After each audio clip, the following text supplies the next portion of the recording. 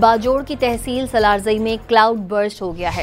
मूसलाधार बारिश से नदी नालों में तोगयानी आ गई है। हादसात में 5 अफराद जाँ बहक जबकि 7 मकान भी मुनहदम हो गए हैं। खबर आपको दे रहे हैं बाजोड़ से। बाजोड़ की तहसील सलारजई में क्लाउड बर्स्ट हो गया है। मूसलाधार बारिश से नदी नालों में तोगयानी आ गई है। बाजोड़ में बारिश के दौरान हादसात में 5 अफराद जाँ बहक जबकि 7 मकान भी मुनहदम हुए हैं।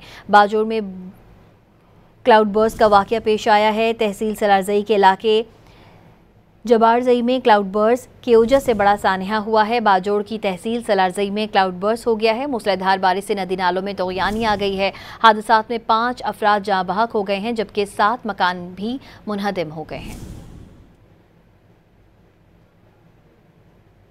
बाजोड़ में क्लाउड बर्स्ट का वाक़या पेश आया है। तहसील सलारजई के इलाके जबारजई में क्लाउड बर्स्ट की वजह से बड़ा सानहा हुआ है। बाजोड़ की तहसील सलारजई में क्लाउड बर्स्ट हो गया है। मूसलाधार बारिश से नदी नालों में तोगयानी आ गई है। हादसात में 5 अफराद जाँ बहक हो गए हैं जबकि 7 मकान भी मुनहदम हो गए हैं।